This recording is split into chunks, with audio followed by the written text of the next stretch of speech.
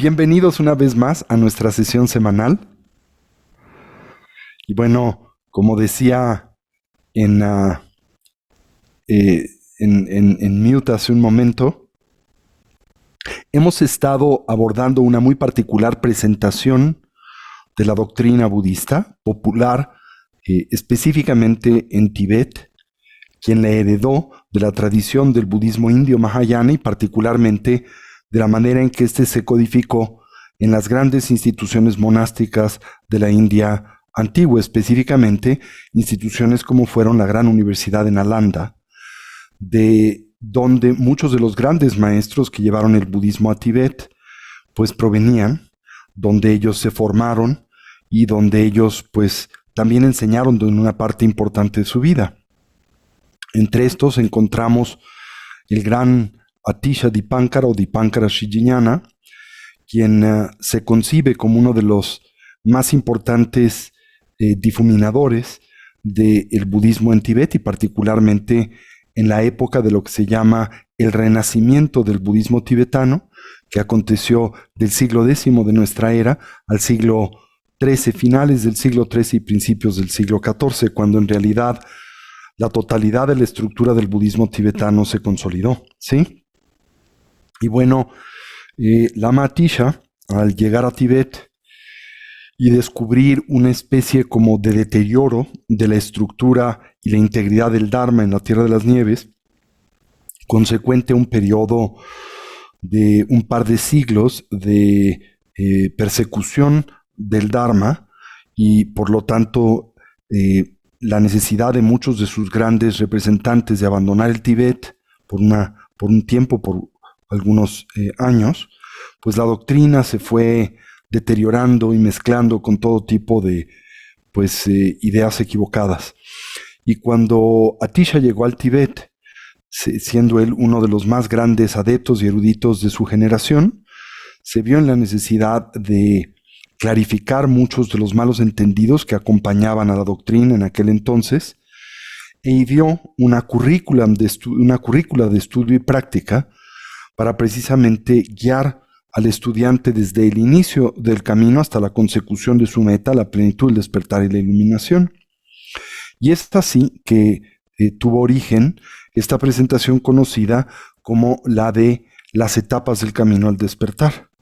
Se basa en un texto que Lama Atisha escribió en Tibet, intitulado el Bodhisattva Pradipam o una lámpara en el camino al despertar, que pues inicia esta tradición de presentación metódica del Dharma una vez más y que más tarde es codificada en la tradición del entrenamiento mental, la de Lojong, particularmente popular con los herederos de Lama Atisha, los grandes maestros de la tradición Kadampa, y después logrando su florecimiento ulterior con la exposición que Lama Tsongkhapa, el fundador de la tradición reformada del budismo tibetano, la tradición Gelugpa, hace en precisamente su presentación gradual de las etapas del camino al despertar, que él codifica en 3 diferentes presentaciones: una presentación de estas etapas graduales en breve, una presentación de estas etapas graduales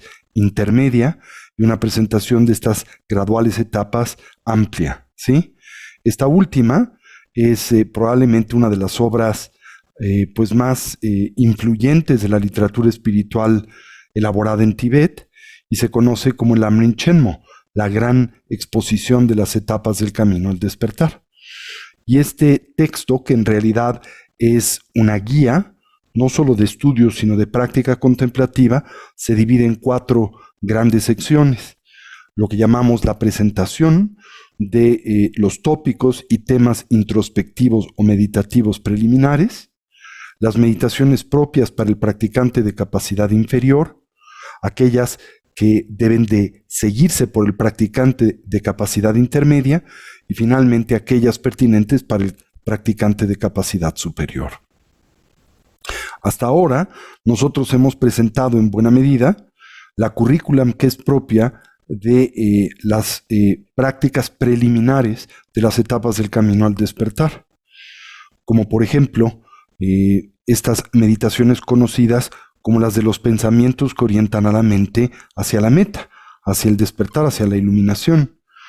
Meditaciones y también herramientas de análisis y de introspección como lo son la de la apreciada vida o la existencia humana, la de la muerte y la impermanencia, la del karma, causas y consecuencias, y una reflexión preambular de lo que conocemos como las limitaciones de la existencia cíclica o de la vida condicionada, que encontrará una presentación mucho más profunda y mucho más detallada en la currícula, que es propia para el practicante de capacidad inferior y más tarde el practicante de capacidad intermedia, ¿sí?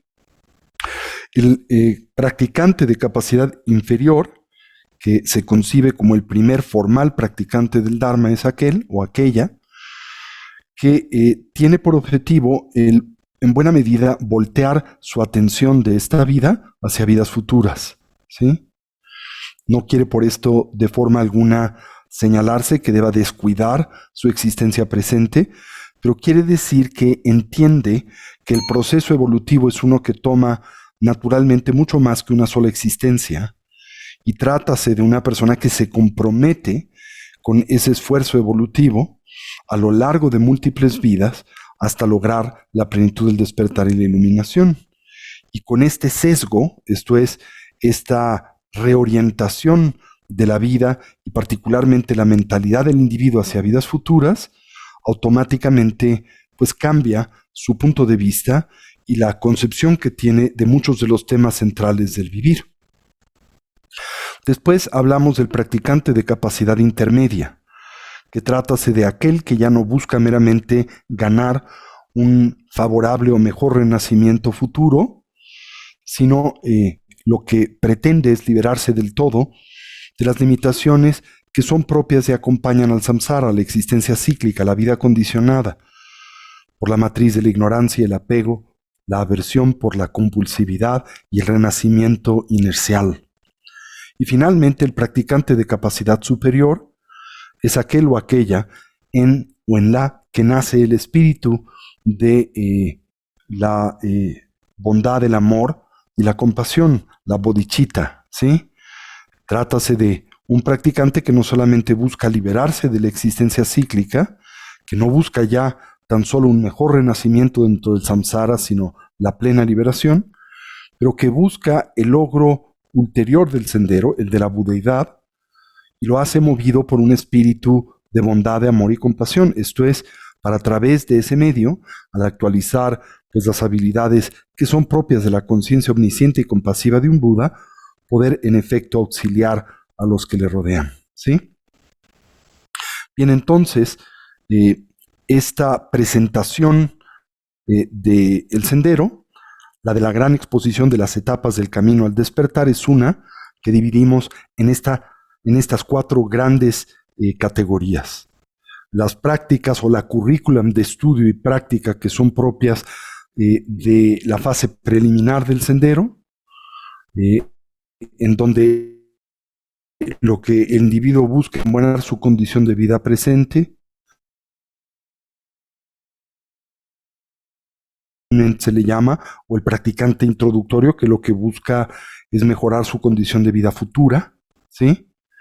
Las recomendaciones, las prácticas que son propias para el practicante de capacidad intermedia, que lo que busca es liberarse del todo de la existencia cíclica, y la currícula y las meditaciones propias del practicante de capacidad superior, que lo que busca es el logro de la conciencia, omnisciencia compasiva de un Buda, no solo en beneficio propio, sino en beneficio de los que nos rodean, ¿sí? Como comentaba hace un momento, hemos ya revisado en buena medida lo que es la presentación preliminar o los prerequisitos preambulares del sendero, ¿sí? ¿Qué incluye esto técnicamente, no? Bueno, el primer tópico es desarrollar confianza en un maestro o mentor espiritual. Sin embargo, esto es algo que se construye, se edifica poco a poco y por pasos, y por tanto, en buena medida, a pesar de que se trata del primer tópico, tema formal de estudio, análisis y meditación, en la gran exposición de las etapas del camino al despertar, nosotros, por razones más bien culturales y de la relación que tenemos con este cuerpo doctrinario, movilizamos esta primera práctica contemplativa a una fase un poquito más avanzada del sendero, porque naturalmente nosotros no emanamos de una cultura pues tradicionalmente budista, y nosotros no contamos con esta cultura que entiende y pues exalta la importancia y el respeto que debe de tenerse a un maestro mentor espiritual. Esto es algo que tendremos, insisto, que ir construyendo poco a poco, y lo haremos elementalmente en consecuencia de los resultados que derivemos de nuestra práctica y estudio del Dharma, los beneficios que nos aporte, así el fortalecimiento de la confianza que tenemos en esa doctrina y la natural gratitud que en nosotros surja de aquellos que la presentan, la muestran, los que nos conducen a través de los vericuetos de la misma. Y ahí es donde la confianza en el mentor espiritual se torna muy importante.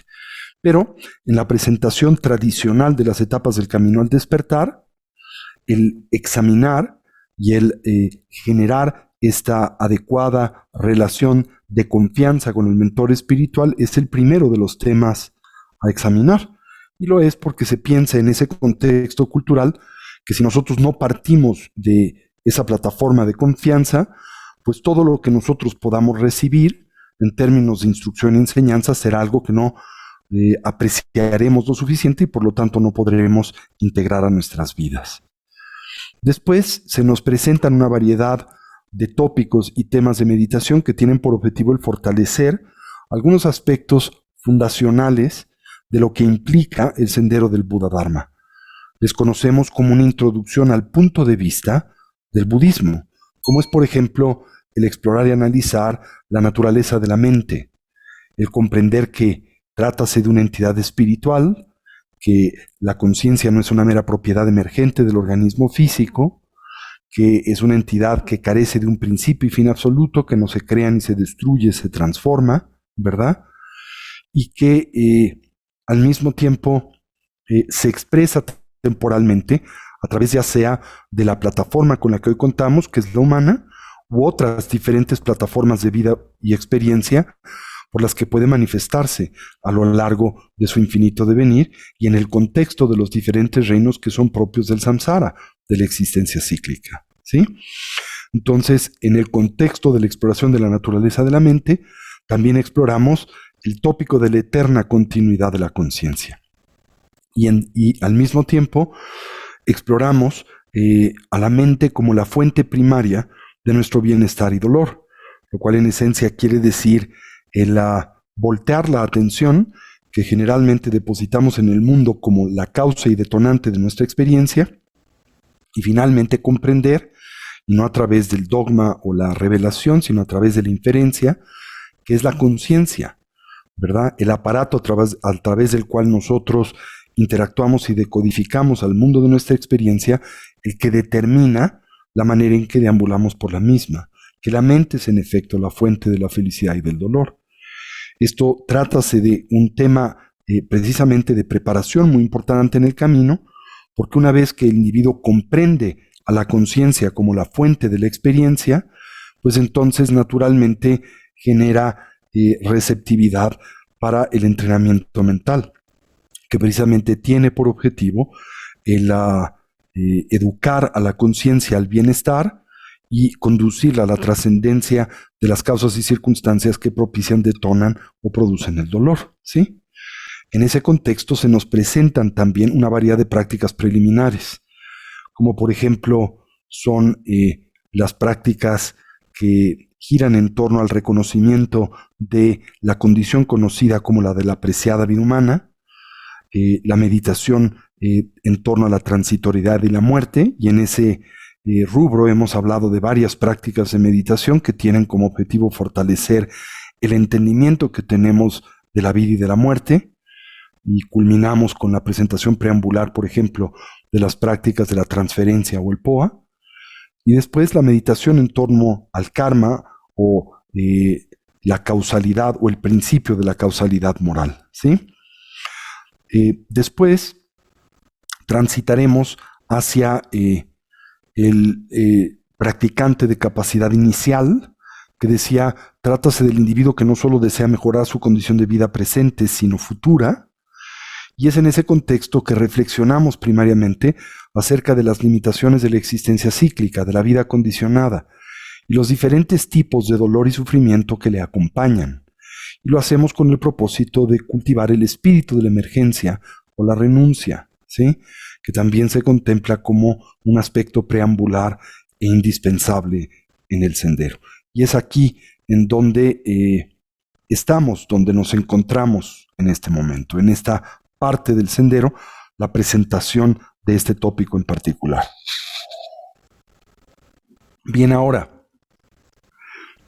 en el contexto del practicante de capacidad superior, que se trata de aquel o aquella que lo que buscan ya no es mejorar meramente su condición de vida presente o futura, que lo que busca no es solamente poder liberarse estructural y definitiva, irreversiblemente del samsara, sino que aspira hacia el logro de la budeidad y lo hace movido por el espíritu altruista, por el compromiso de poder beneficiar a los demás.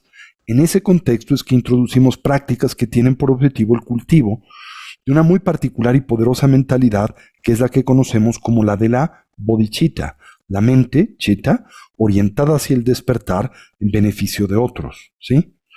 Por ejemplo, en el contexto de ese nivel del sendero, tenemos una práctica que hemos estado ejecutando, como es la práctica del Tonglen, el tomar y el dar, ¿sí?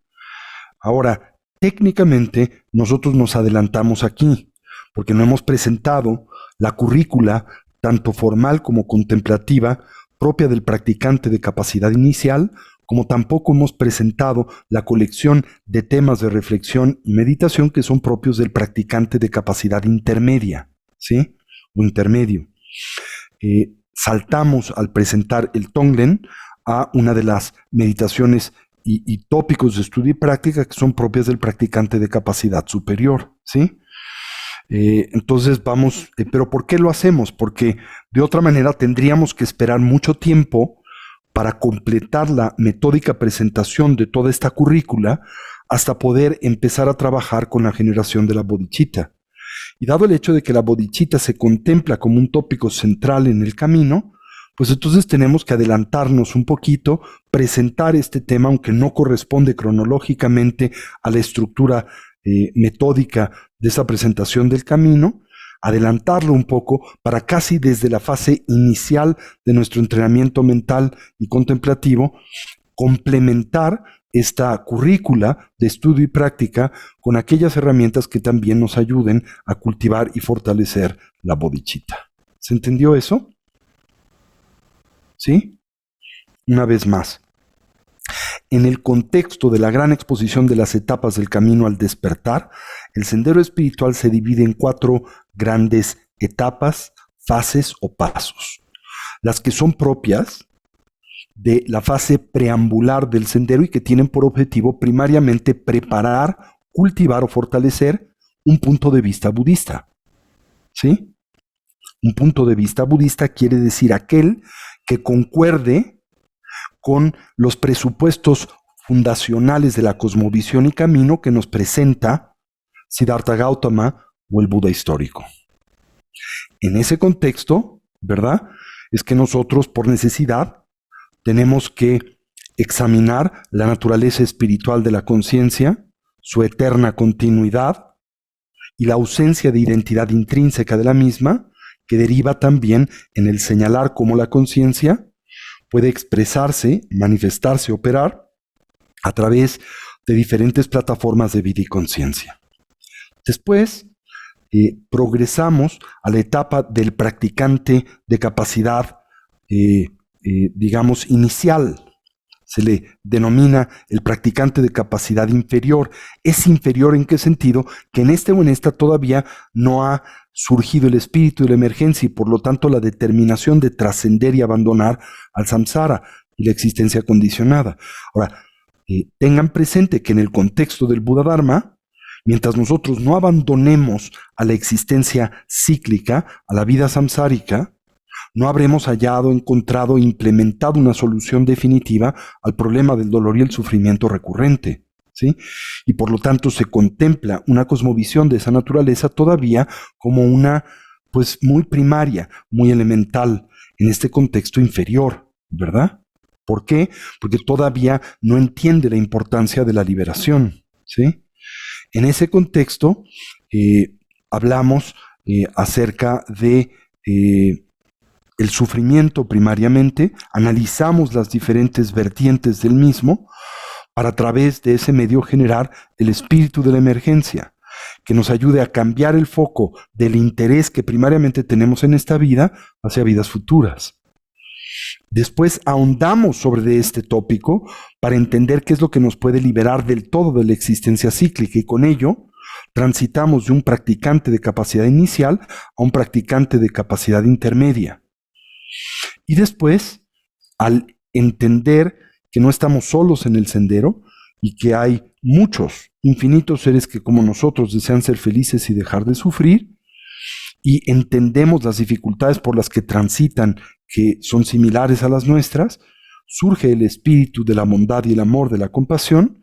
Con él nace la bodhicitta y el deseo de obtener, lograr la budeidad, no solo en nuestro propio beneficio, sino el de los que nos rodean. Y con esto, pues comienza la dimensión de la práctica o la dimensión del sendero o el practicante de capacidad superior. ¿Sí? Entonces, el practicante de capacidad inicial es aquel o aquella que lo que busca es primariamente mejorar su condición de vida presente, ¿verdad? Y futura.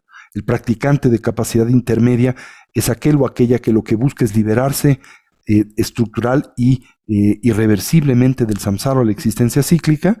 Y el practicante de capacidad superior es aquel o aquella que busca este logro en la meta ulterior de la budeidad, no solo la liberación, no solo en beneficio propio, sino en beneficio de los que nos rodean.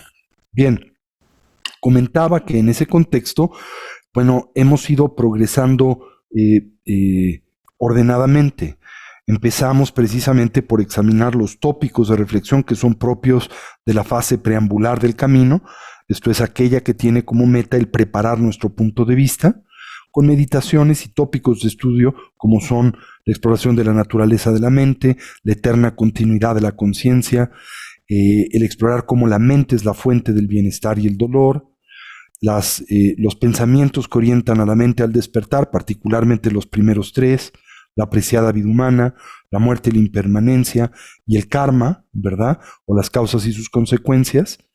Y cuando abordamos el tópico del sufrimiento, esto es las limitaciones de la existencia cíclica, esta práctica contemplativa marca el tránsito entre la fase preambular del sendero y la primera etapa del mismo, que es la que es propia del practicante de capacidad inferior, que lo que busca es romper, ¿verdad?, el sesgo o la atención unipuntual que todos hemos depositado solo en esta vida para orientar este interés hacia vidas futuras. Ahora, esto, insisto, no quiere decir que descuidemos esta existencia, pero que más bien entendamos esta existencia en el contexto de la eterna continuidad de la mente y en el contexto del karma y en el contexto del desarrollo evolutivo, de tal manera que no solo trabajemos para obtener beneficios temporales aquí y ahora, sino que nuestro quehacer vital esté orientado a propiciar y detonar beneficios de mucho más largo alcance, como condiciones futuras de vida en donde nosotros podamos progresar o continuar el progreso en las etapas del camino al despertar, hasta eventualmente lograr la liberación del mismo, que sería la característica motivacional del practicante de capacidad intermedia. ¿Ok? ¿Se entendió eso? ¿Sí? Así que es todo un régimen metódico de formación y adiestramiento mental para orientar al individuo hacia el despertar y al mismo tiempo utilizar esa estructura para revisar y analizar metódicamente pues los temas centrales de la filosofía budista, de su cosmovisión, de su psicología, de su teoría del conocimiento y así subsecuentemente. Pero una forma práctica de hacerlo, una forma acompañada de una variedad de estrategias contemplativas que nos ayuden a arribar a ese objetivo. ¿Sí? ¿Se entiende? Bien, ahora, en el contexto del nivel superior, el practicante superior, que decía es aquel o aquella que busca el despertar, su meta ya no solo es liberarse del samsara, sino lograr la conciencia omnisciente y compasiva de un Buda y hacerlo en beneficio de todos los que nos rodean, ¿sí? En ese contexto se desarrollan pues las habilidades y cualidades que tienen por objetivo el propiciar la emergencia de esa honda y poderosa mentalidad que es la bodhicitta, ¿sí? Y nosotros hemos tocado este tema por adelantado porque nos faltan pues todos los tópicos que son propios del practicante de capacidad inferior intermedio, ¿verdad? Antes de llegar al practicante de capacidad avanzado, pero lo hacemos conscientes de que tomaría, decía, mucho tiempo el completar esa currícula y necesitamos comenzar a desarrollar la bodhicitta desde este momento, desde ahora. ¿Ok? Ahora, para cultivar la bodhicitta, que es una cualidad del practicante de capacidad superior, el que busca el despertar la iluminación en beneficio de todos los seres, y que por lo tanto tiene que fortalecer una mentalidad de compasión, bondad y amor, para eso se cultivan una variedad de aproximaciones, como por ejemplo son la práctica de las 6 causas y su consecuencia de asanga. También se le conoce como la práctica para el cultivo y el fortalecimiento de la bodhicitta en 7 puntos. Después está la práctica de los 4 razonamientos para igualar e intercambiar al uno con el otro de Shantideva, acorde a la tradición del camino de vida del héroe espiritual o del bodhisattva, cuyo corolario, esto es, la consecuencia del último de estos temas de análisis e introspección, el intercambio del uno por el otro, es la práctica del Tonglen, el tomar y el dar. Hemos de hecho desfasado esta práctica de esa metodología como un punto y herramienta introductoria para el cultivo de la bodhicitta. Pero originalmente esa práctica, la del Tonglen, el tomar y el dar, se ejecuta como corolario de esta técnica conocida como la de los 4 razonamientos, de el igualar e intercambiar el uno por el otro, ¿sí? Tenemos también técnicas como son las de los 4 pensamientos inconmensurables, el cultivo de la bondad, el amor, la compasión, el regocijo y la imparcialidad, una aproximación común a la tradición mahayana con la tradición fundacional del budismo, la tradición Theravada. En ambas tradiciones se cultivan estas llamadas actividades pensamientos inconmensurables, ¿sí? Y también tenemos la aproximación de las actividades liberadoras o las paramitas, que también son un objeto y tema central de estudio y práctica en el contexto del nivel superior del camino al despertar. Esto es, las que son propias del practicante de capacidad superior, y que dividimos en aquellas que tienen por objetivo el cultivo de la bodhicitta relativa y aquellas que tienen por objetivo el cultivo de la bodhicitta absoluta, ¿sí? En el contexto de la bodhicitta relativa, tendríamos el cultivo de la paciencia, la perfección de la paciencia, la perfección de la generosidad, el dar o el desapego, la perfección de la moralidad, la perfección de la perseverancia, la perfección de la concentración, y en el contexto de la bodhicitta absoluta, la perfección de la sabiduría. Entonces, existen muchas distintas avenidas para cultivar y fortalecer esa mentalidad indispensable en el sendero mahayana, que es la bodhicitta. Recuerden que hablamos de diferentes tipos de bodhicitta, la bodhicitta aspiracional y la bodhicitta de aplicación, y dentro de la bodhicitta aspiracional hablamos, por ejemplo, acerca de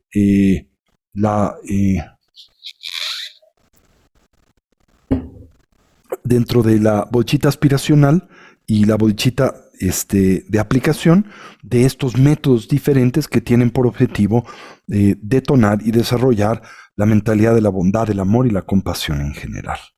Bien, ahora, dentro de esa currícula solo hemos explorado una aproximación contemplativa, que es la del Tonglen, el tomar y el dar, ¿sí? En ese contexto nos falta, para fortalecer esta aproximación, el presentar la técnica de los 4 razonamientos de Shantideva, ¿sí? Para el intercambio y para igualar el uno con el otro, ¿sí? Más tarde, porque después de hacer esta presentación vamos a retomar el orden de la gran exposición de las etapas del camino al despertar y nos vamos a concentrar en los temas tópicos y las prácticas de meditación que serán propias para el practicante de capacidad inferior, ¿sí? Y que, vuelvo a insistir, tienen por objetivo el cambiar nuestra orientación de esta vida hacia vidas futuras, ¿ok?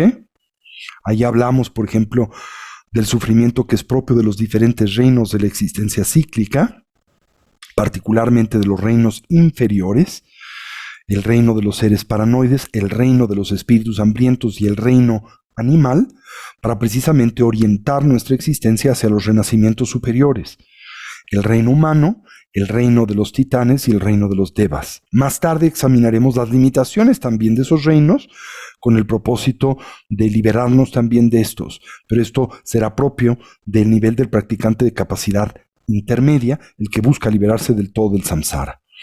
En el contexto también del practicante de capacidad inferior hablaremos, como lo hemos estado haciendo, del refugio y la importancia central que tiene en el camino. Y en el contexto del refugio hablamos acerca de las causas para buscar refugio, hablamos también acerca de las cualidades de un Buda, de los 10 poderes de un Buda, las cualidades del Dharma, las cualidades de la Sangha y los compromisos y consejos que acompañan al refugio. Todos estos son temas que tenemos que presentar y sobre los que tendremos que ahondar, ¿ok?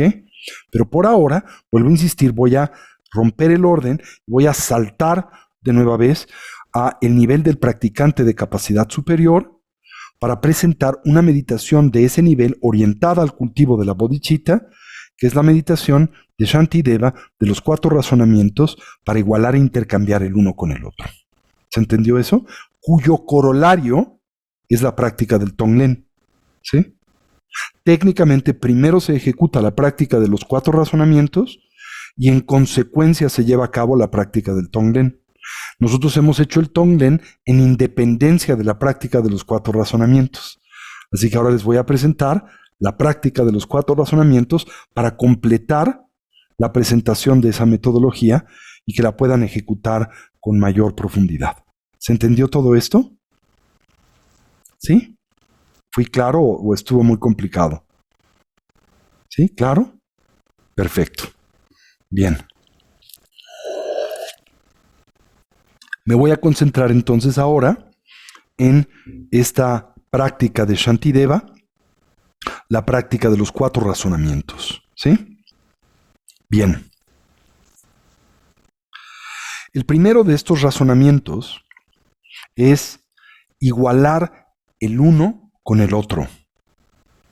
Y lo que tiene por meta es encontrar el elemento de comunalidad presente en todos los seres sensibles, en oposición a lo que suele ser nuestro hábito, que es exacerbar o exaltar o acentuar nuestras diferencias, particularmente en el contexto de nuestras sociedades contemporáneas que son en extremo individualistas y que incurren en un error tanto cognitivo como ontológico primario, que es el de ignorar la interdependencia propia de todos los fenómenos y en este contexto también de todos los seres sensibles en general.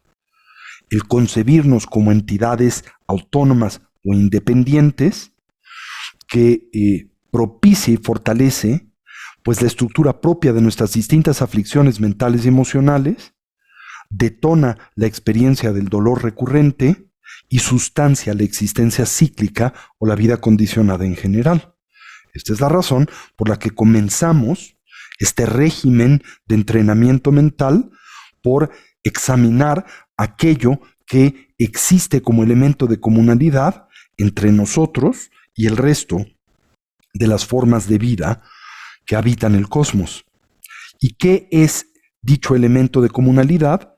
Pues podrán adivinar el que el motor primario por el que nosotros todos nos vemos animados es la búsqueda del bienestar y la trascendencia del dolor y el sufrimiento, como también el entendimiento de que la razón por la que no hemos podido arribar o garantizar la consecución del bienestar genuino no es por una especie de maldad intrínseca, sino consecuente de la ignorancia que a todos, de una u otra manera y en diferentes grados y niveles, hoy pues nos domina, nos plaga. Al entender el hecho de que el motor que nos anima a ejecutar y cometer errores vitales primarios, que precisamente nos atan a la existencia cíclica y sustancian nuestro dolor, no es una especie de maldad intrínseca, sino una expresión de confusión e ignorancia, esto da pie a que en nosotros pueda nacer la bondad, el amor y la compasión. Esto es el deseo, la aspiración de que nosotros y otros podamos ser felices y que nosotros y otros podamos abandonar y trascender el dolor y el sufrimiento. ¿Se entiende eso? Muy bien. El segundo de estos razonamientos es contemplar las limitaciones propias de una mente autocentrada y egoísta, que precisamente exacerba este sentido de separatividad, de exacerbado individualismo, de divorcio del principio y realidad de la interdependencia. ¿Sí? Esto es un tema central en el contexto de la tradición budista mahayana. El tercer tópico es contemplar cuáles son en efecto los beneficios de una mente altruista, que en esencia es aquella que no es autocentrada, es aquella que entiende y abraza el principio de la interdependencia. Y finalmente, esto nos conduce y lleva a el potencial o la capacidad de cultivar y desarrollar una mente empática, que precisamente se caracteriza por la habilidad de ponerse en los zapatos del otro, o como se expresa en la tradición budista tibetana o en la tradición de Atisha, el intercambiar al uno por el otro. Y en el contexto de intercambiar al uno por el otro, pues utilizaremos técnicas como por ejemplo lo es el tonglen, el tomar y el dar. ¿Ok? Va de nuevo entonces. La práctica de los 4 razonamientos para el cultivo de la bodhicitta de Shantideva se basa en los siguientes tópicos o temas de análisis y meditación. El primero, igualar el uno con los otros. El segundo, reflexionar en torno a las limitaciones de una mente egoísta y autocentrada. El tercero, el señalar las cualidades de una mente altruista. Y el cuarto, la habilidad de ponerse en los zapatos del otro, esto es intercambiarse con el otro, para a través de este medio develar la condición subjetiva y limitada de nuestro punto de vista y cosmovisión, y romper el aferramiento habitual y compulsivo que a la misma tenemos. Al mismo tiempo y como corolario, ese potencial no solo altruista, sino empático, es uno que fortaleceremos a través de la práctica del tomar y el dar, en donde en esencia tomamos el dolor y el sufrimiento de otros y ofrecemos a estos nuestro bienestar y felicidad, ¿ok? Que representa una de las aproximaciones más poderosas para trascender el egoísmo. Entonces, pues me gustaría presentarles esta meditación y para ello les voy a dar lo que se llama en la tradición tibetana el Gomlung o la transmisión oral a través del medio de la práctica meditativa o la meditación, ¿sí? Entonces lo que vamos a hacer en esta segunda parte de nuestra sesión es ejecutar esta meditación. Y al ejecutar esta meditación, al mismo tiempo, pues tendrán claridad de los temas que en la misma se tocan. Evidentemente, esta presentación que haré de esta meditación es una, pues ya por mí, tropicalizada, adaptada a nuestra mentalidad y lenguaje contemporáneo, modernizada si ustedes gustan, pero haciéndolo sin perder el sentido original de la práctica, simplemente cambiando o adaptando un poquito algunas de sus metáforas y el lenguaje con el que se presenta, que creo es una necesidad siempre pertinente en la presentación del Dharma en el contexto del tránsito del tiempo, pero no se pierde el sentir de la práctica y la estructura de la misma, por lo que somos fieles a la tradición simultáneamente. ¿Ok? Bien. Entonces, vamos a hacer o llevar a cabo conjuntamente esta práctica, la de el intercambio del uno por el otro. ¿Sí? Bien. Ahora, ¿qué más?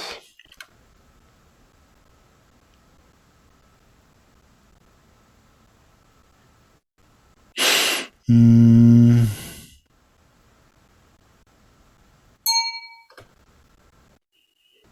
Uh-huh.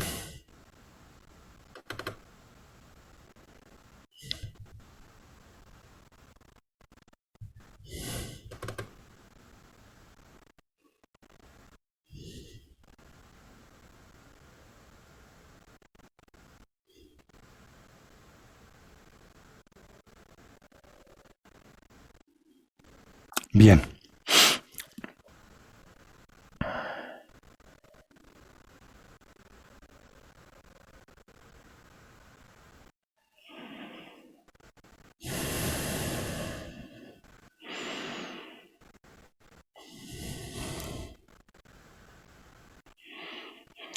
Bueno, vamos a iniciar entonces, si son tan amables.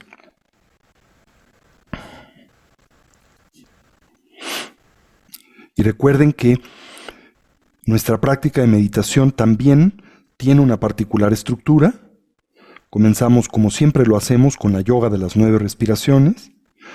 Transitamos a una fase de estabilidad y pacificación para hacer de la mente un instrumento poderoso, servicial. Después nos involucramos con una breve reflexión de las prácticas preambulares, los pensamientos que orientan al despertar. Esto nos conduce al refugio y ahí saltamos a la práctica formal, que en este caso será la de los 4 razonamientos de Shantideva, terminando dedicando el mérito. ¿Ok? Esa es la estructura de la práctica. Muy bien.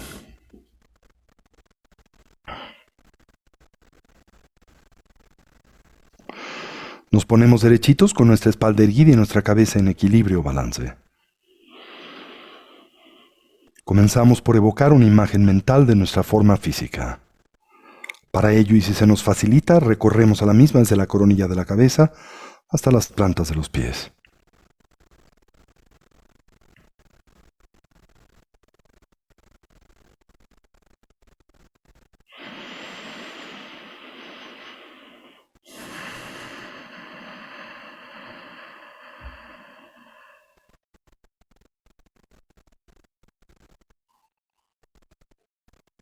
Evocamos una imagen mental de nuestra forma física.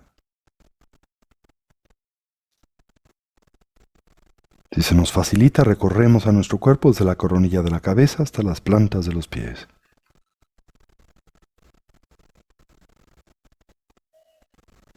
Y ahora transitamos hacia la meditación del cuerpo vacuo.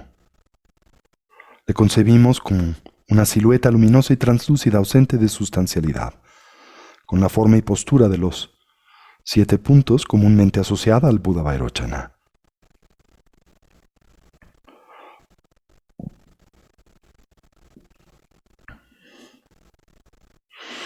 En nuestro medio surge el eje primario del sistema de energía sutil constituido por el canal central, así como los 2 canales adyacentes.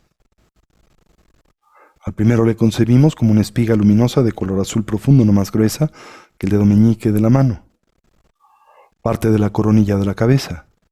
Ese punto conocido como la apertura de Brahma, comúnmente localizado 8 dedos por detrás de la línea original del cabello, donde se abre y extiende como un cono o como la punta de un mosquetón. Baja paralelamente al canal central, ligeramente por enfrente del mismo, hasta arribar al chakra secreto localizado 4 dedos por debajo del ombligo, donde se cierra y redondea como la punta de un bastón. Los 2 canales adyacentes parten de las fosas nasales, subiendo hasta la coronilla de la cabeza, donde se encorvan como el cuello de un bastón, bajando paralelamente al canal central, con el que se conectan en ese punto 4 dedos por debajo del ombligo. El canal masculino, de color blanco, el canal masculino de color blanco y el femenino de color rojo. El masculino a la derecha del canal central en el caso de los hombres y en la posición inversa para la fisiología sutil de las mujeres. Con ello en mente ejecutamos la yoga de las 9 respiraciones. Le acompañamos de el trabajo con los diferentes tipos de prana o vayu. La respiración del ánfora o de la vasija. Al inhalar intentamos saturar la totalidad de nuestra capacidad pulmonar. Pausamos por un momento, retenemos la respiración, volteamos la atención sobre de sí misma e intentamos reconocer el estado mental emergente, en el que descansamos, si nos es posible, libres de elaboración. Subsecuentemente exhalamos con fuerza, como si liberásemos una flecha a través de un arco. Proyectamos el prana, el aire presente en la parte superior del cono pulmonar, liberando aproximadamente 30% del oxígeno presente en el mismo. Al terminar la exhalación, pausamos por un momento, volteamos la atención sobre de sí misma e intentamos reconocer y descansar en el estado mental emergente libre de elaboración. Y terminamos con la práctica de la gran vasija, el Bumpachen, en la que inhalamos simultáneamente por ambas fosas nasales, inyectando el prana al canal central. Sostenemos la respiración, volteamos la atención sobre de sí misma y giramos el estómago 7 veces en el sentido de las manecillas del reloj y 7 veces en el sentido contrario. Después exhalamos con fuerza. Inyectamos a los vientos kármicos en el viento de sabiduría, en el canal central, propiciando la emergencia del calor interno y así de un estado mental más profundo, coherente y ordenado. Pausamos por un momento, pausamos, tratamos de descansar en el estado mental emergente, libres de elaboración. Y repetimos esto 3 veces. Con ello en mente ejecutemos entonces la yoga de las 9 respiraciones. El dedo pulgar presiona la primera falange del dedo anular, le abrazamos en el conocido puño adamantino y con el dedo índice ligeramente extendido presionaremos los diferentes puntos de acupresión.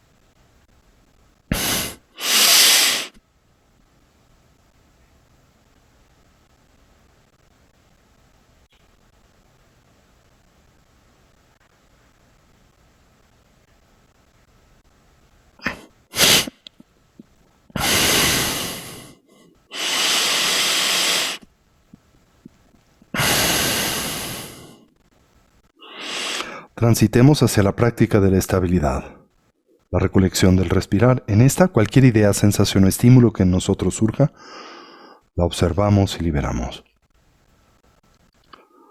Consciente y lúcidamente intentamos dejarla pasar sin elaborar sobre de la misma.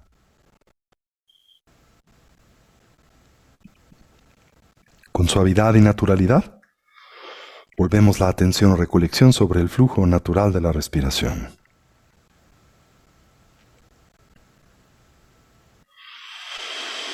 Simultáneamente atendemos a la esfera de las sensaciones táctiles, en especial aquellas naturalmente asociadas a la respiración, comenzando por la relajación.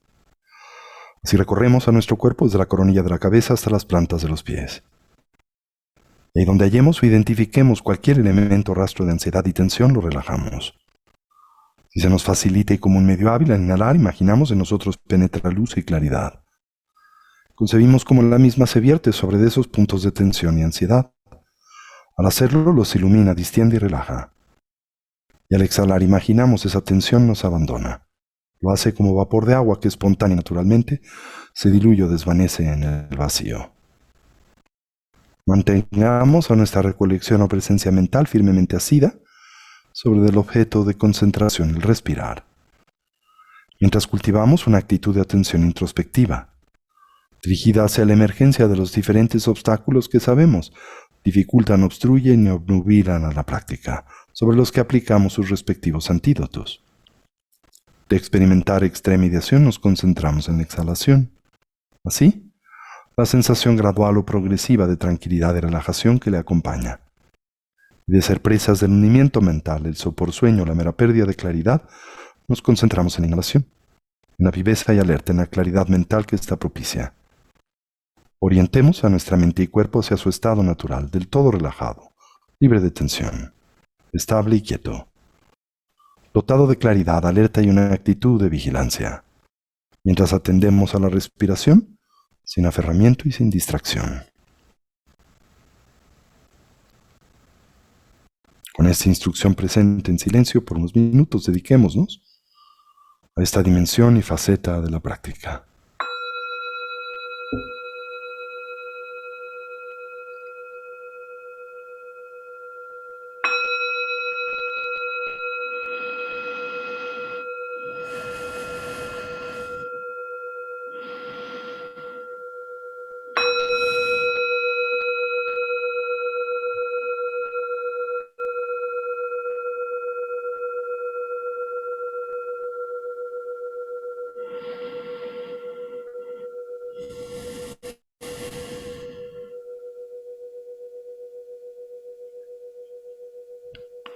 Toda la atención sobre el respirar. Cualquier idea, sensación o estímulo, la observamos y liberamos.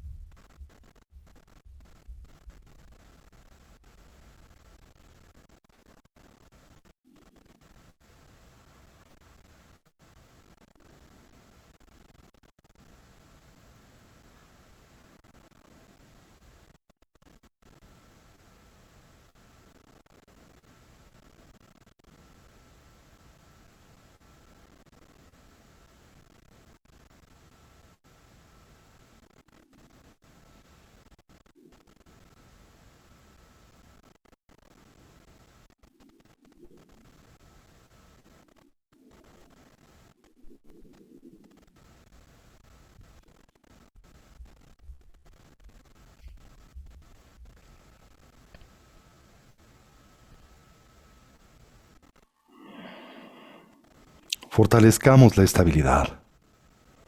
Ese estado y condición mental profundamente imbuido, saturado de la continua presencia de la atención. Para ello observemos la expansión y contracción del diafragma y del abdomen. La natural relación presente entre ese movimiento y el de la respiración. Al Al inhalar observemos si el ciclo es largo o es corto, si es profundo o superficial, haciendo lo mismo con la exhalación, mientras simultáneamente atendemos la mera sensación de contacto de nuestro cuerpo con su asiento. De experimentar extremidación nos concentramos en la exhalación y de ser presas del hundimiento mental la inhalación.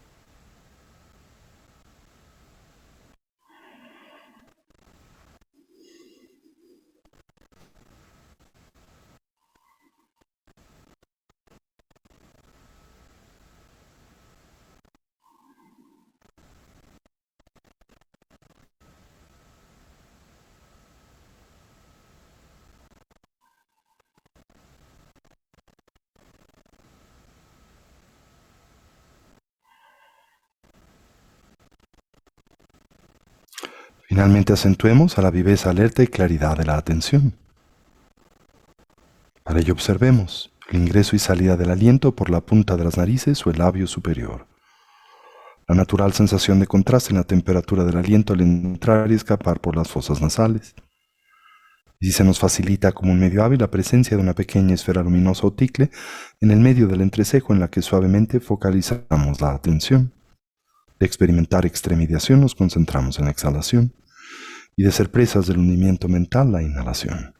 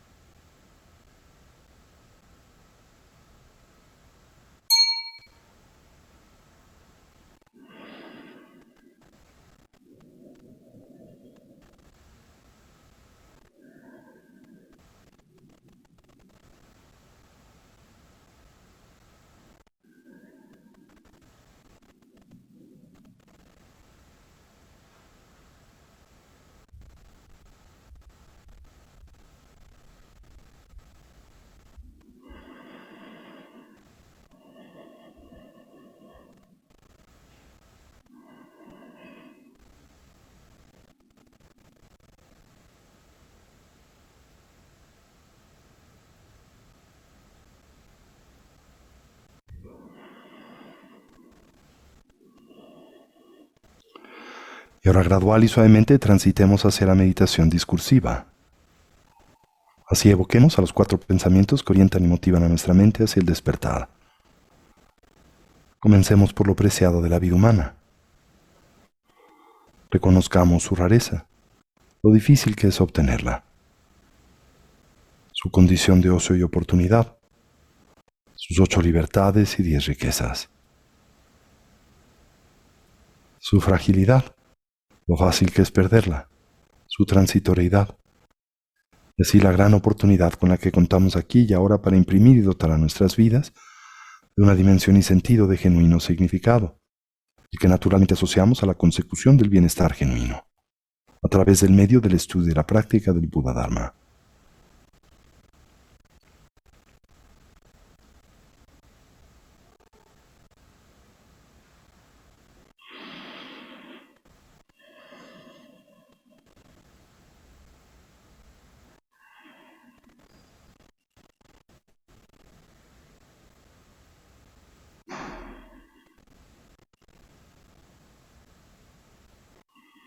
Atendamos a la muerte y la impermanencia. Como todo cambia y se transforma instante a instante o momento a momento, y como en realidad nada y nadie duran para siempre. En especial señalemos a nuestra propia condición mortal. Como la única variable del todo certera y segura en la vida es la de nuestra propia mortandad, y en realidad desconocemos el cómo y el cuándo es que este evento acontezca. Con base en ello intentemos pensar o reflexionar en torno a lo que debiese ser genuinamente importante, prioritario, significativo en nuestras vidas. Aquello que pueda brindar o aportarnos bienestar, paz y felicidad duradera.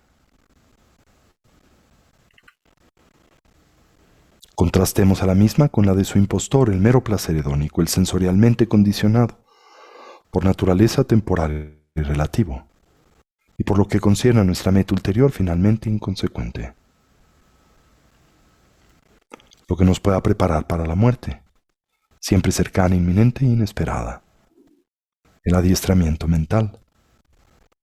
Y lo que podamos llevar con nosotros durante la compleja y difícil transición, la del morir. Tan solo la eterna continuidad de la conciencia y con ella sus impresiones, hábitos y tendencias.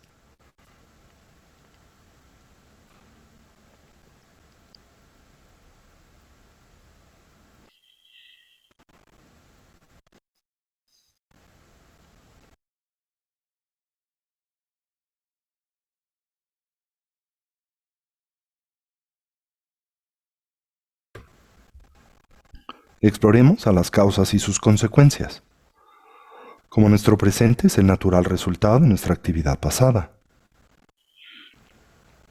Como nuestro futuro será el efecto de la suma de nuestra actividad pasada y presente. Como todo lo que hacemos, pensamos y decimos se torna así insignificativo. Haciéndonos del todo esto es plenamente responsables de nuestra propia vida y vidas.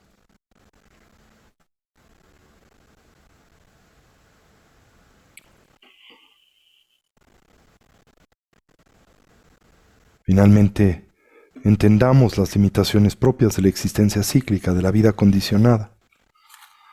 Como en esta todos los seres sufren, como experimentan y transitan por un sinnúmero de dificultades, conflictos y problemas de la misma manera que nosotros. Podemos empatizar con estos, conocemos la experiencia del sufrir y naturalmente desearíamos ser capaces de ayudarles. Reconocemos nuestras limitaciones presentes para hacer esto y es con ello en mente que volteamos nuestra atención en la dirección del refugio y que nos determinamos a establecer una orientación auténticamente positiva y segura en la vida, la que simbolizamos a través de la triple joya. Así afirmamos. Tomo refugio en el Buda, no tan solo como un hombre o persona, sino como alguien que representa la naturaleza abierta y clara de la mente, así como sus potenciales evolutivos. Tomo refugio en el Dharma, como un compromiso para integrar y poner en práctica las instrucciones de vida, desarrollo y cultivo que el Buda nos dio o aportó. Tomo refugio en la Sangha, la comunidad compuesta primariamente por aquellos genuinamente avanzados en el sendero, los despiertos, los Budas, los liberados o los Arhats, los héroes o los Bodhisattvas. Indirecta y simbólicamente, la comunidad plena de amigos y amigas que en el camino me inspiran y ayudan. Y a manera central, la primera de las tres raíces, la del ama, nuestro vínculo para con el Dharma y el punto en donde simbólicamente sus cualidades coinciden, haciéndose a nosotros presentes, y así afirmamos: Amala Kyabsun Chio, Sanjela Kyabsun Chio, Chula Kyabsun Chio, Kindunna Kyabsun Chio, Lamala Kyabsun Chio, Sanjela Kyabsun Chio, Chula Kyabsun Chio, Kindunna Kyabsun Chio. Y ahora transitamos a la meditación introspectiva analítica de los 4 razonamientos para igualar e intercambiar el uno por el otro.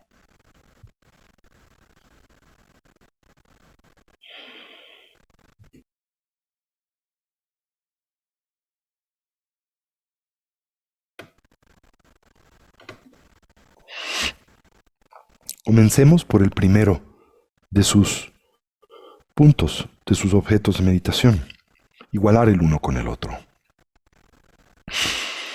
Cuando su santidad el Dalai Lama enseña públicamente, simplifica a manera perfecta esta conexión. Comunica cómo todos los seres humanos por naturaleza desean bienestar y felicidad, cómo evadir y trascender el dolor, el sufrimiento y la insatisfacción. Esta es la dimensión, si la piensan, en la que todos somos iguales. El elemento de comunalidad entre todos los seres sensibles.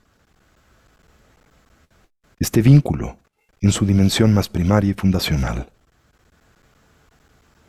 Cuando nosotros tenemos sed, deseamos agua. Cuando nos encontramos en dolor, buscamos alivio. Todos en este planeta, toda criatura sintiente, es como nosotros, de esta manera. Desea evitar el sufrimiento, garantizar y asegurar el bienestar y la felicidad.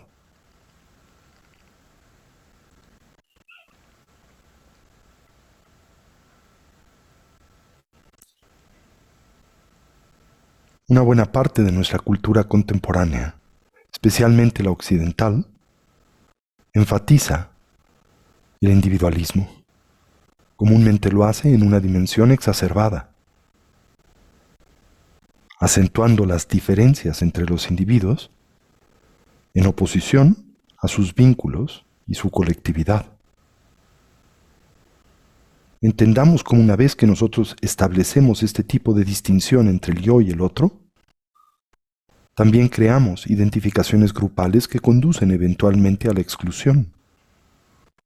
Y esta es una de las múltiples razones por las que es tan importante cultivar la habilidad de igualar el uno con el otro. Que si lo piensan también, es una de las habilidades primarias que han demostrado algunas de las más importantes figuras de nuestra historia. Místicos como Santa Teresa de Ávila, grandes líderes morales como Mahatma Gandhi, luchadores sociales como Martin Luther King. Y si analizamos qué es lo que todos estos nos dicen, que todos somos iguales en una dimensión fundamental, buscamos vivir en paz, vinculados y unificados como uno. Las diferencias existen, indudablemente, y son importantes. Pero por debajo de estas, todos somos fundamentalmente iguales. La raza, la religión, el género, la habilidad, nuestra nacionalidad, claramente juegan un rol importante e influyente en el desempeño de nuestra vida diaria. Pero tengan certeza que no se tratan de realidades fijas. En añadidura, no representan quién y lo que somos en una dimensión ulterior. Y si nosotros podemos ver, percibir simultáneamente los niveles relativos y ulteriores de la realidad, podremos simultáneamente resolver las disonancias que aparentemente existen entre las distinciones relativas y la unidad ulterior propia de nuestro entorno, sin simultáneamente colapsar ninguno de estos dos extremos. Igualar el uno con el otro es similar a contemplar a todos los seres como nuestras madres, como nuestros parientes, como nuestros seres queridos. Pero en oposición a utilizar el argumento de la eterna continuidad de la conciencia y del karma, esto es una cosmología multivital que no es fácil de entender para todos. Shantideva emplea una perspectiva más crítica que pretende desmantelar las nociones arbitrarias de la diferencia, basada precisamente en identificaciones intergrupales, a través de comprender el principio de la interdependencia. Una vía alternativa para arribar a esa perspectiva fundamental de podernos identificar en un sentido más colectivo de yo, centrado en el nosotros por encima del mío. Piensen cómo comúnmente nuestras relaciones se dividen en tres grandes categorías: amigos, enemigos y extraños. Investiguen. ¿Por qué es que apreciamos a nuestros amigos? Porque no tenemos interés alguno en los que no son extraños.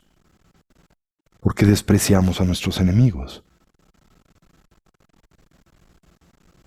El criterio primario con el cual edificamos estas categorías, estas estructuras aparentemente ontológicas, es cómo experimentamos a estas personas en relación a nosotros. Y desde esta perspectiva, si lo exploran, trátase de una muy sutil expresión de narcisismo. Esto es nuestra vida orientada alrededor del interés autocentrado. Y tendemos a pensar de esta manera sin abrazar responsabilidad alguna por cómo es que nosotros construimos esa interacción con otros y cómo co-creamos esas relaciones.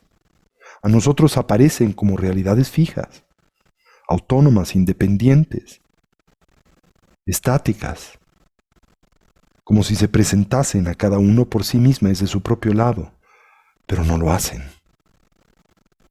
Para empezar, atendamos cómo un amigo puede convertirse rápidamente en un enemigo, si nos falta el respeto. Como una persona neutra se puede convertir en un amigo de la noche a la mañana, si nos muestran algún tipo de bondad espontánea. Y como un enemigo puede también convertirse en un amigo en un instante. Estas categorías no son más que designaciones arbitrarias que cambian constantemente, primariamente guiadas por nuestra confusión y karma. Y aquí es donde nosotros podemos tomar responsabilidad por la manera en que inconscientemente construimos y reaccionamos a los demás, precisamente basados en esta confusión autocentrada, en nuestro apego y aversión. Porque cada división que nosotros creamos entre nosotros y los demás no es otra cosa que un mero constructo mental. Y así, para kármicamente construir más aliados, en oposición a enemigos, debemos intentar purificar nuestras proyecciones de diferencia, de aferramiento y de repulsión. Y la conciencia es la más poderosa herramienta con la que contamos para poder trascender este tipo de hábitos aflictivos y recurrentes. Al igualar el uno con el otro, nos entrenamos a ver más allá de las aparentes diferencias que nos separan, que nos distancian, a reconocer que todos somos iguales, en el sentido de existir como sistemas abiertos y en movimiento, y así evitando el colapsar en una especie de relativismo moral. Respetamos el que todos deseamos ser felices, que merecemos el bienestar, que podemos también experimentar temor, el cual puede detonar la ira y el enojo. La realidad es que la profundidad del sufrimiento es vasto y variado, pero todos tenemos el potencial para el despertar, para la transformación.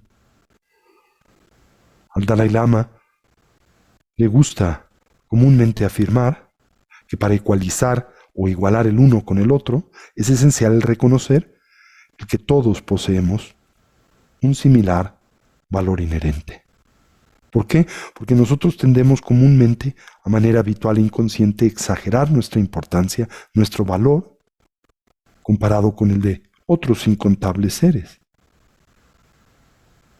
Pero si atendemos el argumento de la vastedad de ellos, se hace muy difícil sostener esta noción exacerbada de valor en torno a nosotros mismos.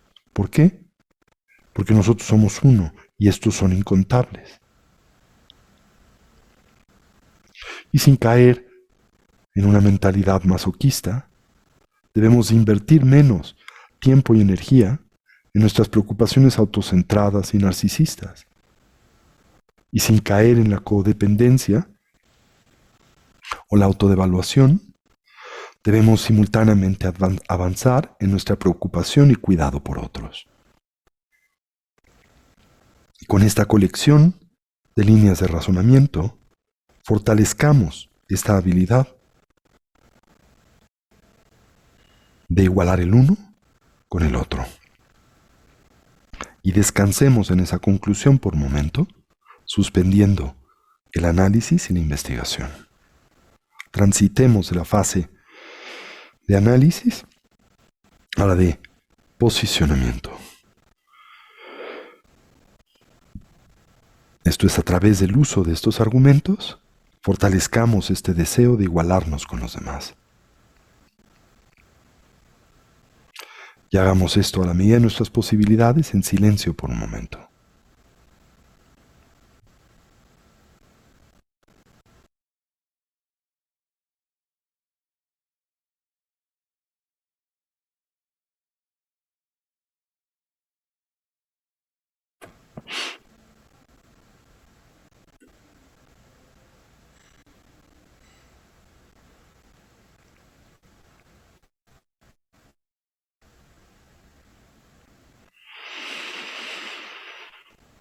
Y ahora transitemos al segundo de los argumentos: contemplar las limitaciones, los defectos de una mente autocentrada y egoísta, la que inhibe la posibilidad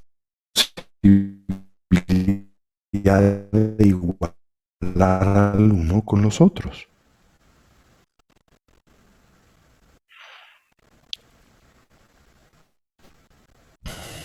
Esta mentalidad autocentrada, esta preocupación egoísta, ¿qué significa? El vernos miopemente invertidos en la generación, proyección y defensa de la mentalidad propia del yo, del para mí y del mío. De burbuja egocéntrica, en una especie de jaula de hierro, de autodefensa,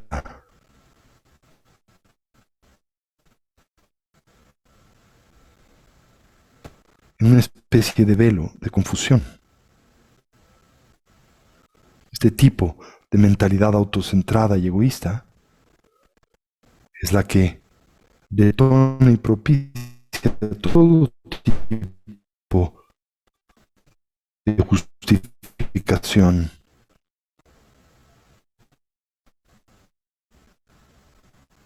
destructiva, egoísta. Por lo tanto, yo necesito controlarlos todos. La de la escasez y la pobreza que lleva a las guerras, a la fractura de las sociedades y al abuso del entorno, del ecosistema. Cuando sobreinvertimos en nosotros mismos, cuando nos separamos de la conexión que nos vincula a otros, en nosotros surgen las intenciones negativas, seguidas de las acciones destructivas, como la violencia, el mentir, el aferramiento, todos nuestros constructos kármicos negativos. Precisamente son consecuencia de la ilusión de la mente autocentrada, que incurre en el error al exaltar el yo como más importante que el tú y el nosotros, y que defiende vehementemente lo mío, la noción de pertenencia, ignorando que en realidad, en términos, porque todo lo que tenemos tan solo está temporalmente prestado. Así entonces, esta contemplación no es otra cosa que una especie de exploración analítica de nuestras neurosis. Consideren este tópico no desde la perspectiva de la fe o del dogma, sino a través del empleo de este tipo de razonamientos lógicos. Rastreen a todas sus dificultades y problemas a su fuente, y ¿qué hallarán ahí? El egoísmo, la mente autocentrada, centrada siempre en la alucinación de la separatividad, de la independencia. Esto revela esa confusión, esa aflicción raíz que anima al resto de nuestras distintas aflicciones. Así, cuando contemplamos los límites y repercusiones de esta mentalidad autocentrada, autodefensiva, podremos reconocer que el más grande enemigo y terrorista en este planeta no es el otro, como a menudo concebimos, sino nuestro sentido alienado y traumatizado del yo, que necesita constantemente saciar su urgencia de gratificación y autopreservación.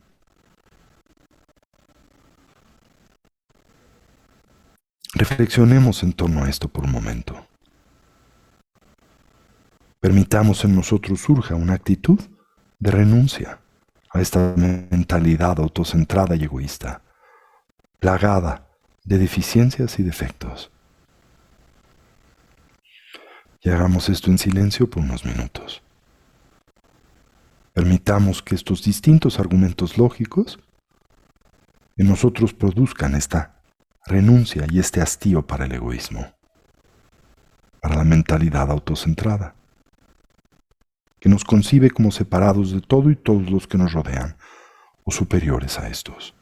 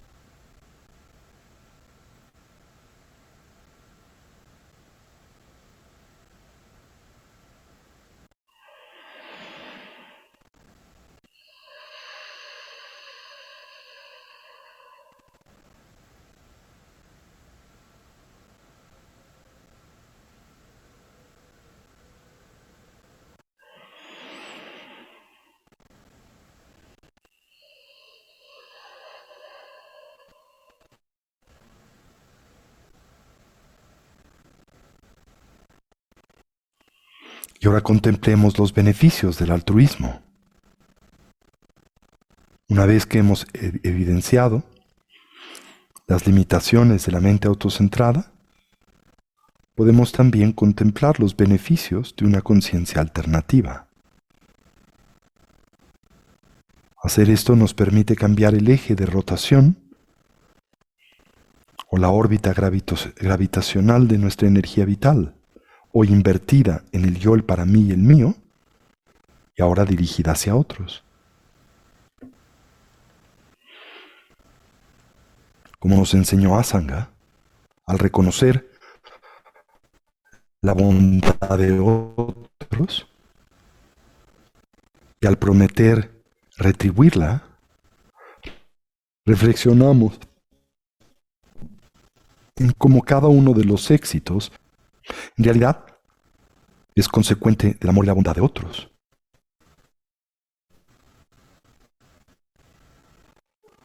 Como y llenos de orgullo decimos, nosotros hemos hecho esto, nos hemos hecho solos. Y esto es falso si lo piensan. Piensen en los incontables,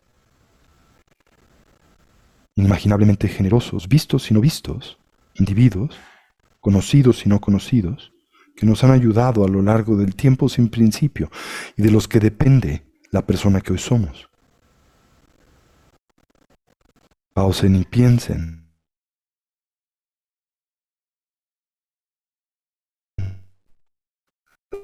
Las acciones esenciales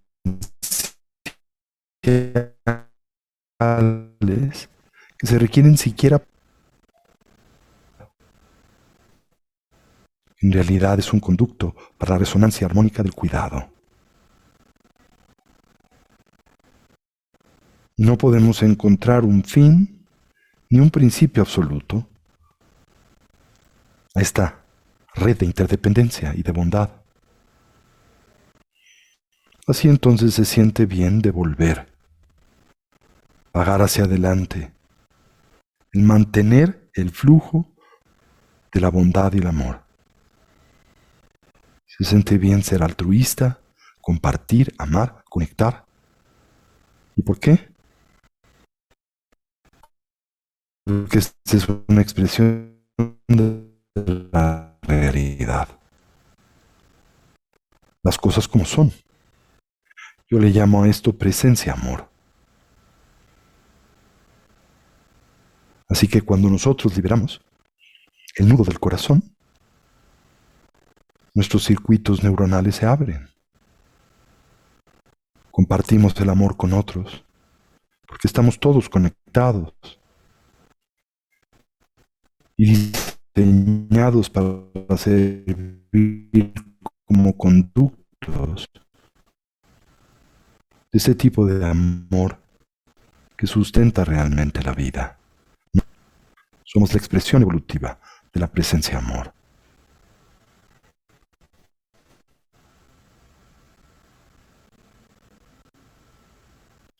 Recuerden que la confusión primaria, el elemento sobre el cual se edifica la mente autocentrada, es la ilusión de la separatividad, de la independencia, de la autonomía.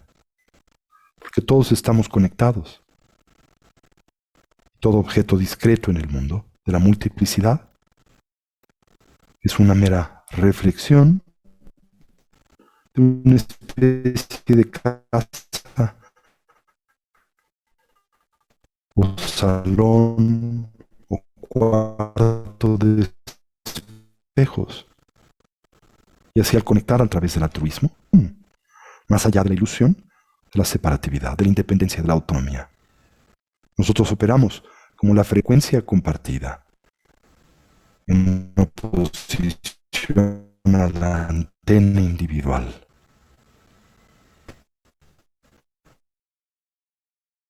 Es el flujo natural de vivos. La versión es el crecimiento antinatural de la ilusión de la separatividad.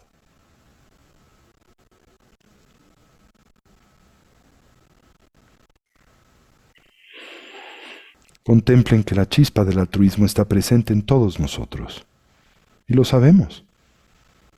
Así debemos de contemplarle con profundidad. Debemos de intentar animar las flamas de la bondad y el amor que consuman los nudos del corazón.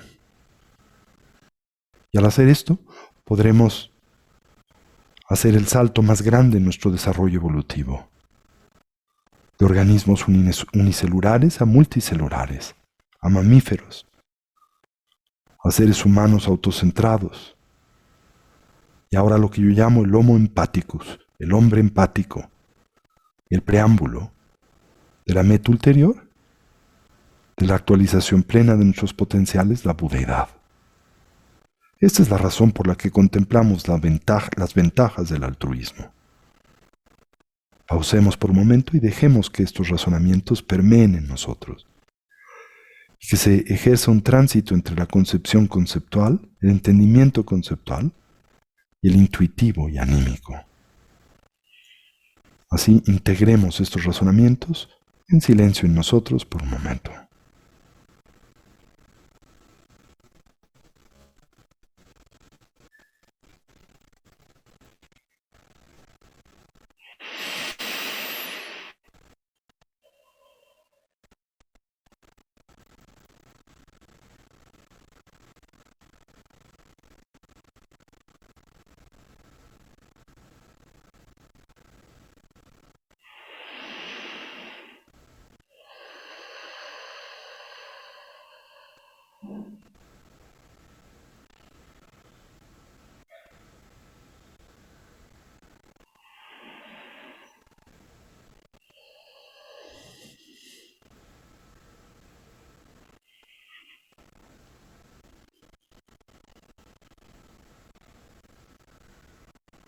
Y concluyamos con el corolario, el cuarto de estos razonamientos: intercambiar el uno por el otro.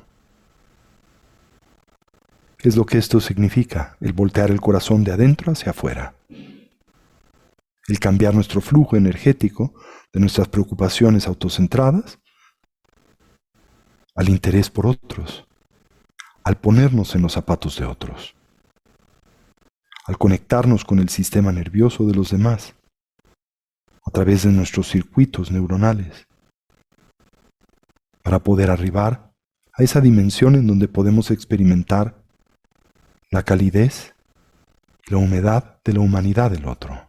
Estamos diseñados en realidad de esa manera.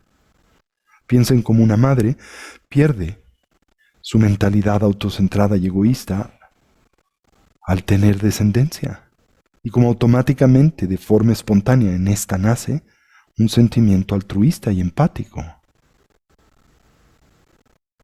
Así gradualmente expandamos ese registro mental para que pueda incluir a todos los seres sensibles, hacer lo que la tradición del Mahamudra llama tomar la realidad como nuestra consorte, como nuestra musa. Así la vida se convierte en una parte de nosotros, como una especie de nuevo miembro de la familia, como las diferentes extremidades de las deidades propias de la iconografía del tantrismo budista. Este intercambio altruista es el antídoto para el veneno de la autopreocupación, de la mente autocentrada, del egoísmo. Y en el instante en que comencemos a experimentar esta empatía sin meta, sin un objetivo ulterior, en nosotros cesará nuestra obsesión autocentrada, la ejecución de actividades no virtuosas y el sufrimiento. El muro de la autoconfusión se colapsará. Y veremos y experimentaremos el mundo desde la perspectiva de otros. Por ejemplo, cuando nuestra pareja regrese a casa después de un arduo día de trabajo y tenga esa particular mirada en la cara, sabremos exactamente por lo que transitan y podremos responder adecuadamente a sus necesidades. Quizá prepararles algo de comer, tocando alguna música de su preferencia, tomando su abrigo, sentándolos. Estaremos intercambiando nuestro sistema nervioso por el de otros. Y es algo que sentiremos bien, porque habremos roto la ilusión del yo, de la separatividad, de la separación, y habremos podido realmente conectarnos con el otro, inclusive con su dolor. Habremos removido el dique de la obsesión autocentrada, permitiendo la natural expresión del amor, que es la realidad ulterior. Y así integremos estos razonamientos de nueva vez en nosotros en silencio.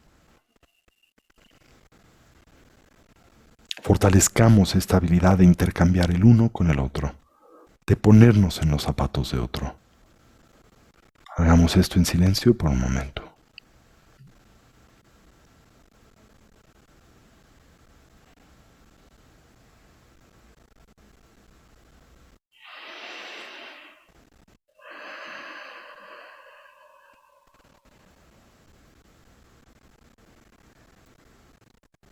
Aquí podríamos llevar a cabo como corolario la práctica del tomar y el dar, el Tonglen. O podemos hacer esta práctica como un preámbulo al Tonglen.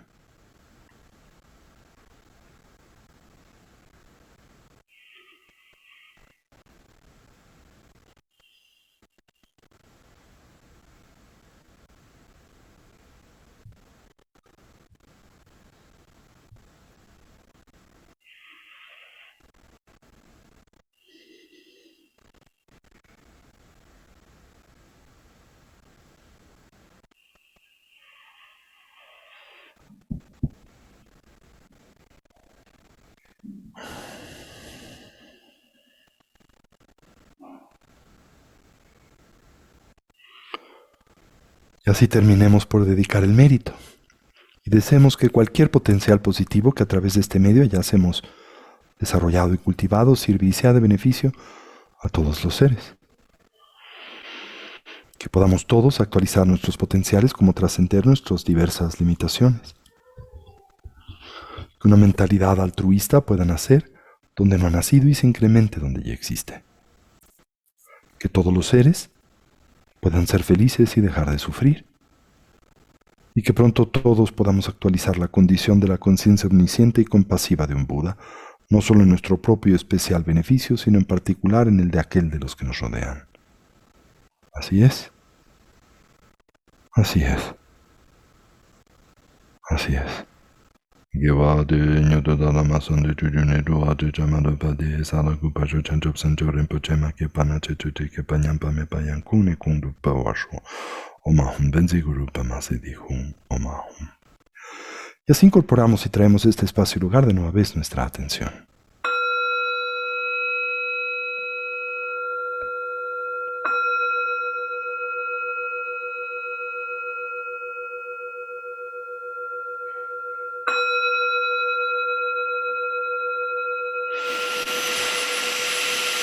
Pues muy bien, esta es la práctica de los 4 razonamientos de Shantideva para igualar e intercambiar el uno por el otro, uno de los métodos primarios en la tradición mahayana para cultivar la bodhicitta. Recuerden un prerequisito en el sendero mahayana y particularmente en la conformación de la mentalidad del bodhisattva, quien aspira al despertar en beneficio de los que le rodean en general. La tarea que me gustaría dejarles esta semana, me encantaría que se dedicaran a esta práctica unos días. Si tienen el tiempo, o quizá lo pueden hacer en 2 sesiones. En la primera, llevan a cabo esta meditación, la de los 4 razonamientos de Shantideva. Y en la segunda, la práctica del Tonglen, que como les decía, opera como el corolario de esta práctica. Para muchos quizá esto en una sola sesión pudiese ser demasiado largo y quizá su atención y concentración no dé para una sesión tan extensa. Pero si este es el caso, divídenla en 2. Hagan una en la mañana, otra en la tarde-noche, o quizá una en una gática, ¿verdad? Después descansen por un momento y otra en otra gática, para, a través de estas 2 distintas aproximaciones, propiciar, detonar la bodhicitta, reforzar y familiarizarse con ella. Pero también es importante tener en cuenta que esta práctica, la de los 4 razonamientos, no pretende tan solo ser un instrumento de meditación formal, sino que también lo que busca es que nosotros podamos integrarla a la vida cotidiana y que tengamos presente en nuestra interacción con otros día con día estos 4 razonamientos, lo que nos vincula y unifica con todos los que nos rodean, exaltando aquello que existe en común entre nosotros y los demás, en oposición a, como es nuestro hábito, exaltar lo que de estos nos diferencia. Después, una y otra vez, señalando, detectando, evidenciando nuestro egoísmo y reflexionar en torno a sus defectos y limitaciones. Después, fortalecer el poder del altruismo y entender sus beneficios en términos de nuestro quehacer cotidiano, para a través de ese medio poder ponernos en los zapatos de otros y ampliar la comprensión y el entendimiento que tenemos del mundo y de los que nos rodean. ¿Por qué? Porque nuestra percepción del mundo es siempre una, muy limitada, muy estrecha, siendo autocentrada y egoísta. ¿Se entiende esta idea? Este es un método muy poderoso para que en la vida diaria, en el día con día, y para que en el contexto de la práctica contemplativa en nosotros surja la bodhicitta. Bien. Julián, ¿tienes una pregunta? Julio, perdón, ¿tienes una pregunta? Te escucho. Sí, hola Tony, buenas noches. ¿Me escuchas, Tony? Buenas noches, te escucho perfecto. ¿Qué tal? Buenas noches. Sí, aquí tengo una duda con esto que tocamos, el tema del altruismo. Sí. Por ejemplo, yo soy psicólogo y estoy atendiendo a una pareja en Sí. donde la señora hace cosas por quedar bien con su esposo, con sus hijos, pero ella está sufriendo. Entonces, ella me dijo que lo hace por altruismo. Aquí lo que yo quiero ver es, ¿este altruismo, si es altruismo o es una confusión? Aunque Es hagas una algo por los demás, confusión. pero estás sufriendo tú. Claro, es una forma tergiversada de altruismo. Porque el altruismo genuino no puede divorciarse de la sanidad personal, ¿no? Ujú. O sea, para que tú realmente puedas ejercer una iniciativa altruista, tiene que emanar o emerger de una posición de equilibrio y sanidad interior. Si no cuentas con ella, lo que das va a estar entintado en emoción y remordimientos, demandas, ¿verdad? Y malestares de diferente índole. Vas a cobrarle al otro ese altruismo. Me voy a entender. Ah, Yo hice esto o aquello por ti, pero en ello me sacrifiqué y sufrí y te conviertes en víctima, ¿sí? Entonces ok. es una posición equivocada. Creo que te congelaste, Julio. ¿Eh? Bueno, les recuerdo rápidamente, no olviden que la semana próxima estará con nosotros el venerable Anyen Rinpoche, uno de nuestros, pues, connotados maestros propios de el Mandala de Casa Tibet, y va a estar impartiendo un seminario en torno a cómo y qué significa convertirse en un bodhisattva a través de, bueno, o basado en la instrucción del camino de vida del bodhisattva de Shantideva, del cual más prácticamente los procedimientos para igualar e intercambiar el uno por el otro. Y les recuerdo simultáneamente que yo voy a dar la subsecuente semana, sábado 4 y domingo 5 de septiembre, mi curso introductorio al inglés, programa formativo de Casa Tibet. Por si conocen a alguien que sientan podría beneficiarse de este seminario, les pediríamos que le comuniquen pues el mismo, ¿verdad? También les invito a que accedan a nuestra página web. Cada año hacemos un rediseño de la misma para refrescarla y ahora el día de ayer lanzamos la nueva página web de Casa Tibet que está mucho más bonita e interesante. Les invitamos a que la consulten y la vean si así lo desean.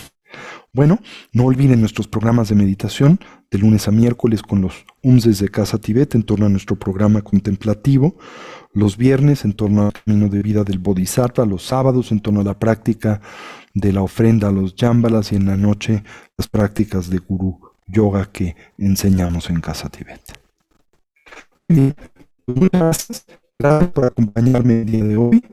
Gracias por mantenerse en vínculo con el estudio y la práctica del Dharma y tienen esta tarea la semana, practicar con este método para que le discutamos y ahondemos sobre el mismo la semana próxima. Muchas gracias, que estén muy bien y nos veremos, espero el jueves en nuestro video chat y si no, la semana próxima. Muchas gracias a todos, descansen por favor y continúense cuidando porque estamos en un momento álgido de la pandemia. Muchas gracias, que descansen.